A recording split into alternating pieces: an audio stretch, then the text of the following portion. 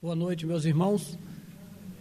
Que a paz do Divino Mestre Jesus esteja no coração de cada um, hoje e sempre.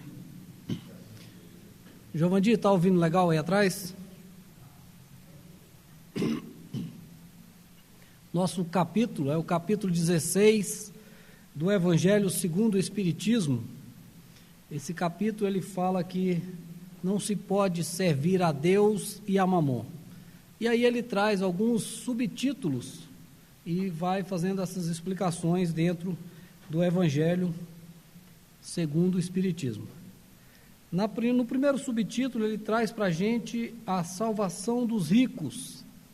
E quando nós lemos separadamente esses subtítulos, ou quando nós pegamos algumas frases, algumas passagens do Evangelho, nós fazemos algumas interpretações muitas vezes erradas daquilo que Jesus quis nos trazer. E essa é uma passagem que ela, muitas vezes a gente ouve muito nas casas espíritas, quando fala desse, que é mais fácil um rico, um camelo passar no buraco de uma agulha, do que um rico entrar no reino dos céus. E se a gente não ler o restante do capítulo, se a gente não procurar se aprofundar um pouco mais nessa lição, nós vamos pensar que todas as pessoas que estão aqui no planeta hoje, que vivem com dinheiro, que são ricos materialmente, eles são pessoas que não entrarão no reino dos céus, ou não terão oportunidades. E a doutrina espírita, ela é maravilhosa, porque ela vai nos explicando todas essas passagens, e é uma doutrina esclarecedora, e vai nos mostrar também que apesar dessas colocações, apesar da nossa história presa ainda na história do catolicismo e de algumas outras religiões na questão de céu e inferno, nós vamos perceber dentro da doutrina que todos nós vamos um dia atingir um patamar de evolução. Todos nós um dia seremos anjos, como diz a música. Todos nós um dia seremos anjos, independente da gente querer ou não, esse é um fato que vai acontecer com todos. Então, essa questão da riqueza, ela só não estava totalmente explicada somente nesse subtítulo. O nosso subtítulo da noite, ele fala do guardar-se da avareza. Eu vou pedir permissão para fazer a leitura aqui, que é pequenininho, que ele diz assim para a gente: guardar-se da avareza. Então o homem lhe disse no meio da multidão: Mestre, dizei a meu irmão que divida comigo a herança que nos coube. Mas Jesus lhe disse: ó homem, quem me estabeleceu para vos julgar ou para fazer vossas partilhas? Depois lhe disse: tende cuidado em vos guardar de toda avareza, porque em qualquer abundância que o homem esteja, sua vida não depende dos bens que ele possua. Isso nos chamou bastante atenção, esse primeiro parágrafo aqui dessa passagem, porque quando esse jovem, quando esse homem argumenta, quando ele fala, quando ele pede para Jesus que o irmão dividisse a herança com ele, Jesus vai dizer para ele que, ele diz aqui que tende cuidado em vos guardar, não da avareza, mas ele diz de toda. Então a gente começa aí as explicações do subtítulo anterior, porque aqui no Evangelho e na Bíblia, é tirado da Bíblia essas passagens, depois existem as explicações aqui no Evangelho segundo o Espiritismo, e ele diz assim para a gente: tende cuidado em vos guardar de toda a avareza. E aí depois nós vamos discorrer um pouquinho aqui de como existe aí várias outras formas de avareza. Então ele está dizendo para a gente, então, tomar esse cuidado, porque em qualquer abundância que o homem esteja, sua vida não depende dos bens que ele possua. E aí depois ele nos conta aqui uma passagem de uma pessoa, de um homem muito rico, que estava com os celeiros abarrotados, todos devem conhecer essa história, e não tinha nem onde mais colocar a produção daquele período. E ele ali fazendo os seus pensamentos ali, passou a noite pensando em como ele faria com tudo aquilo que ele tinha guardado até o momento, que ele não tinha nem lugar mais para guardar. ele chama de celeiro, a gente chama aí de galpão, de barracão, e ele foi lá e disse: eu já sei o que eu vou fazer. Amanhã eu derrubo tudo e vou construir novos. E vou fazer bem grande agora esses galpões aqui, que vai caber tudo. Vou colocar toda a minha fortuna. E aí ele ali, na sua conversa íntima, ele diz: agora, minha alma, pode descansar. Fica tranquila, porque nós temos dinheiro para o resto da vida. Pode gozar a vida à vontade, pode descansar, porque o que nós temos dá que sobra. E aí Deus faz um comentário ali, segundo o Evangelho aqui, claro que a gente sabe dessas passagens, mas ele diz assim: amanhã mesmo lhe será tirada a vida. E ele ali naquela preocupação das coisas materiais, e aí vem essa mensagem que no dia seguinte a sua vida seria tirada, a vida do corpo físico. E toda aquela questão material ficaria para trás. O nosso irmão Nelson, ele nos disse aqui na sexta-feira, tinha visto uma frase interessante, e ele dizia assim, que nós nascemos sem nada e morremos sem nada. Mas no meio do caminho, isso está no capítulo anterior, no capítulo 15 também, ele explica bem isso, essa questão nossa, esse período, o momento do nosso nascimento e o momento do desencarne. Como nós lutamos com as coisas materiais, como nós estamos voltados ainda para as coisas do dia a dia. E nós sabemos que nós nascemos sem nada e vamos morrer sem nada dessas coisas materiais. E nós esquecemos nesse período, e é natural ainda no nosso período, no momento que nós estamos vivendo, isso ainda é natural da nossa capacidade do ser humano. Mas aí ele vai nos dizendo, dentro dessas explicações, então ele coloca ali que, primeiro que ele diz que Jesus, na sua sabedoria, diz: olha, eu não sou juiz para estar julgando dinheiro de ninguém. E depois ele diz: toda a avareza.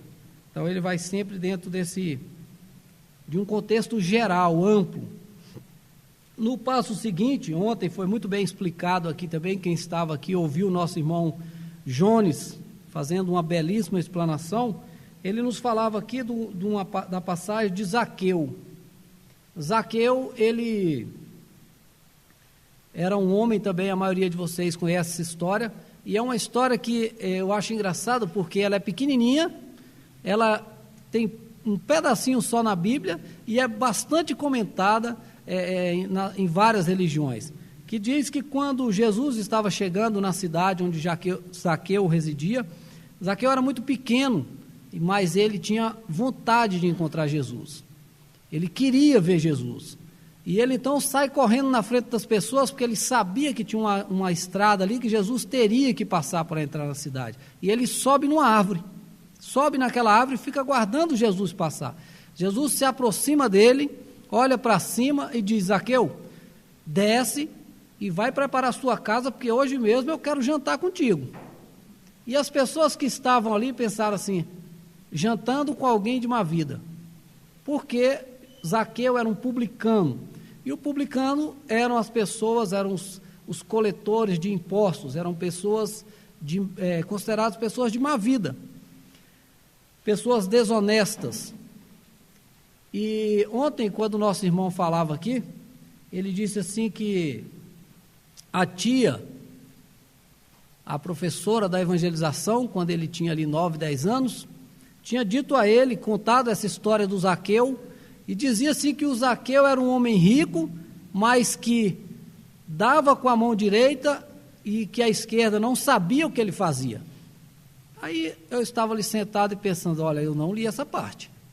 Eu acho que esse Zaqueu era publicano e ruim, mas naquele momento houve uma transformação. O Zaqueu queria, ele sentia a energia de Jesus, e o seu coração naquele momento já estava preparado para essa mudança. Mas, para minha surpresa, quando eu fui no Evangelho, quando eu fui na Bíblia, em nenhum momento, quando Jesus está ali numa conversa, na sala com ele, e ele diz para o Mestre Jesus que ele já fazia, que metade das coisas que ele recebia, ele já dava aos pobres. Então Zaqueu já fazia isso, ele já pegava metade do que ele recebia e distribuía com os pobres. E ainda disse mais: e quando eu prejudicar alguém, que eu ficar sabendo que eu prejudiquei, eu prefiro pagar 4 vezes aquilo que eu dei prejuízo, para que eu continue com a minha consciência tranquila.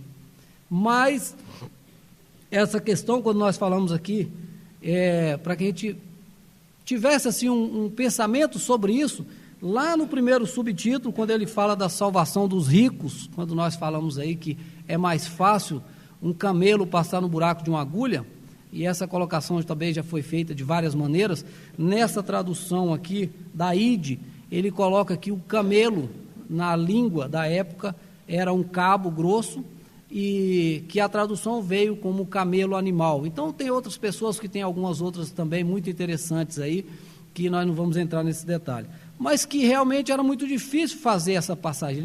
Jesus estava fazendo uma comparação de dificuldade do rico entrar no reino dos céus, mas não quer dizer que seja impossível, e ele estava ali dizendo para a gente que essa era uma provação difícil para nós, que a riqueza era uma provação difícil, mas nós temos aí exemplos, como Zaqueu, que já disse ali para Jesus: eu já faço isso, eu já dou metade do que eu ganho para os pobres.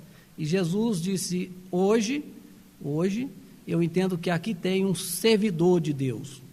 Jesus dizendo ali para ele, sabia do coração e da bondade de Zaqueu. E aí nós vemos assim, nos nossos tempos, pessoas que nós admiramos, acredito que a maioria aqui conheceu, teve o prazer de assistir às corridas de Fórmula 1 nos anos 80 e 90, quando nós tínhamos aí um jovem naquela época ali chamado Ayrton Senna da Silva, que era uma pessoa muito arrojado, muito determinado, focado no que fazia e ganhava também muito dinheiro, uma pessoa muito rica. E desencarnou num acidente, todos conhecem a história, mas que quando houve o desencarne daquela pessoa, nós ficamos sabendo do que ele fazia, porque até então, provavelmente alguns de vocês poderiam até conhecer um pouco daquela história, mas para a maioria de nós foi muita surpresa o que ele fazia, porque ele cuidava de hospital do câncer. Naquela época ele tinha comprado máquina lá de 1 milhão, 2, 3 milhões para os hospitais do câncer, tinha fundação para cuidar de criança e várias outras escolas, fundações que tinham as escolas mesmo de periferia, onde ele contribuía, e nós só ficamos sabendo disso quando Ayrton Senna morreu. Assim, é um exemplo mais forte, um nome mais conhecido, mas tantos outros. Para quem não conhece a história ainda também do Lar dos Velhinhos, quando esse lote do Lar dos Velhinhos foi... esse lote ele foi comprado na Terra Cap, dentro da Terra Cap, e ele foi feito em algumas suaves prestações. Ele não foi doado pela Terra Cap nem pelo governo. Aquele espaço todo ali, de quase 30 mil metros, ele foi um espaço comprado pela diretoria da época. Eles foram na Terra Cap e compraram esse terreno. Só que uma pessoa chegou ali no Lar dos Velhinhos, procurou na época o diretor financeiro e o presidente e disse a eles: o que é que falta para pagar desse lote aqui? Olha, falta tantas prestações de tanto. Ele foi lá, fez o cheque e disse: vai lá e quita. E poucas pessoas sabem disso. Então a gente vê pessoas e eram pessoas ricas, porque se fosse pobre de recursos materiais, não teria ali um cheque para quitar um lote de 30 mil metros quadrados no Parkway. Então são pessoas que nós nem conhecemos, que nós nem ficamos sabendo dessas histórias. O outro lote que existe ao lado, onde foi construído um albergue, aquele lote foi doado por uma pessoa também que frequentava a casa. Era um lote que estava no nome dessa pessoa e foi doado para a instituição. Como diz lá na minha terra, de papel passado. Aquele lote foi doado por uma pessoa que poucas pessoas também conhecem essas histórias. Então nós temos a questão da riqueza, que muitas vezes nos preocupa muito, mas tem outras faces dessa riqueza, outras questões que nós podemos ver que ele tem uma passagem aqui num desses subtítulos, que ele vai nos dizer que não é o caso que, se nós que temos ali um recurso, uma casa onde morar, um automóvel, que nós pegássemos isso e disséssemos, olha, eu quero doar isso para instituições de caridade ou para pessoas carentes. E aí depois o que você vai fazer? Ah, não sei, aí eu vou virar um andarilho aí, também vou virar um mendigo. E não é isso a proposta de Jesus, não é essa proposta. Então, a questão do dinheiro, quando a gente pensa, dinheiro não traz felicidade. Outro dia até ali na caminhão, geralmente tem essas placas, aí estava escrito assim, dinheiro não traz felicidade, me dê o seu e seja feliz. Eu achei interessante aquela colocação, porque o cara vai dizer assim, como o dinheiro não traz felicidade? Imagina um pai de família que luta para comprar ali um material escolar do filho dele, quando ele consegue esse dinheiro, quando ele consegue comprar uma casa confortável para colocar sua família, quando ele consegue comprar um automóvel para fazer os passeios, para ir facilitar a vida da família, para facilitar o seu transporte, é claro que isso é uma forma de felicidade. Nós não estamos falando aqui em outro capítulo, onde vai dizer aqui sobre felicidade plena, porque isso Jesus já tinha dito para nós, a felicidade não é deste mundo, mas Jesus estava falando de felicidade plena, de mundos muito elevados, era isso que ele estava dizendo. Mas momentos de felicidade, nós temos vários, e a maioria desses momentos somos nós que vamos construir, não é pelo outro.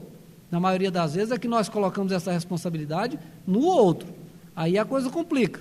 Quando nós começamos a transferir essa responsabilidade, aí a gente acha que é o pior desgraçado do mundo. Mas quem é o responsável por essa felicidade ou infelicidade somos nós. Depois ele nos traz a parábola também aqui do mal rico. Que era o mal rico? Uma pessoa que esbanjava, tinha muito dinheiro. E Lázaro era uma pessoa pobre, um mendigo de rua. Eu trouxe essa parábola aqui, também está dentro desse capítulo, mas assim, pelo fato de que me chamou a atenção, porque quando ele estava ali, o Lázaro e o rico diz assim, pede que ele traga pelo menos um algodão molhado para colocar na minha língua aqui, para matar a minha sede. Mas não é isso, a questão que me chamou a atenção foi outra aqui, é que ele diz assim, olha, pai Abraão, ele estava ali, na parábola diz que estava o pai Abraão e mais o Lázaro, de um lado, do lado bonito, iluminado, e ele nas trevas, e ele diz, pai Abraão, permita que eu vá lá, ou permita que Lázaro vá lá, avisar os meus 5 irmãos, para que eles mudem de vida, para que eles apliquem melhor a riqueza. E aí ele disse assim, ele vai dizer para ele, para que ele tivesse essa oportunidade de ir para os irmãos deles, assim, olha, eles lá, quer dizer, encarnado, nós aqui, né? Ele diz, eles têm Moisés e os profetas. Ele disse assim, mas olha, eles não vão acreditar, eles não acreditam, e acha que você vai acreditar em você? E acha que você vai acreditar em Lázaro, depois de morto? Aí isso me chamou a atenção, porque certa vez eu ouvi aqui alguém dizendo que numa reunião mediúnica, o Espírito tinha se manifestado e tinha dito que queria que o dirigente fosse na casa dele, dar um recado. E pouco tempo depois aconteceu no grupo que nós trabalhamos, o grupo Irmã Sheila, que é o grupo hoje, é um grupo de apoio à corrente, existe ali manifestações também dos nossos irmãos desencarnados, e um desses irmãos disse, ele chegou e disse, olha, eu já sei a minha condição, porque na maioria das vezes, meus irmãos, muitos nem sabem que desencarnaram, mas esse sabia. Ele disse, eu já sei a minha condição, eu estou morto, meu corpo já acabou, mas continuo vivo aqui, e eu queria que você fosse lá, dizer para os meus familiares que eu estou vivo, que a vida continua. Tá bom, mas e se fosse você que estivesse lá, vivo, no corpo, e sua esposa tivesse desencarnado, e ela dissesse, pedisse para o dirigente que fosse lá na sua casa, você ia acreditar? Ele, claro que não. E se você quer que a gente vá lá dar esse recado lá, então, cada coisa no seu lugar. Ele vai ter o tempo dele, ele teve Moisés, teve os profetas. Como nós temos hoje a religião espírita? Nós encontramos aqui no final do capítulo 15, já estava bem do lado aqui do capítulo do que nós estamos comentando, uma passagem que o apóstolo Paulo mesmo, o apóstolo dos gentios, ele esteve em Paris em 1860, trazendo uma mensagem para o grupo que estava com Allan Kardec. O Paulo de Tarso, esse mesmo, esteve lá e disse o seguinte: meus amigos, agradecei a Deus que vos permitiu pudesseis gozar da luz do Espiritismo, não porque só aqueles que a possuem podem ser salvos, mas porque vos ajudando a melhor compreender os ensinamentos do Cristo, ela vos faz melhores cristãos. Fazei, pois, que em vos vendo, se possa dizer que o verdadeiro espírita e o verdadeiro cristão são uma só e a mesma coisa. Porque todos aqueles que praticam a caridade são os discípulos de Jesus, qualquer que seja o culto a que pertençam. Paulo, o apóstolo, Paris, 1860. Então, aqui nós vemos mais uma vez a questão, que não é a questão de classe social, a questão da riqueza ou da pobreza, mas o verdadeiro cristão está inserido aqui nesse pequeno parágrafo que Paulo nos traz. O verdadeiro, aquele que pratica a caridade. E aí nós já ouvimos aqui também o que é a caridade. Meus irmãos, nós estamos aí com o tempo se esgotando. Agradecemos muito a paciência de cada um de vocês e que possamos seguir para os trabalhos em paz.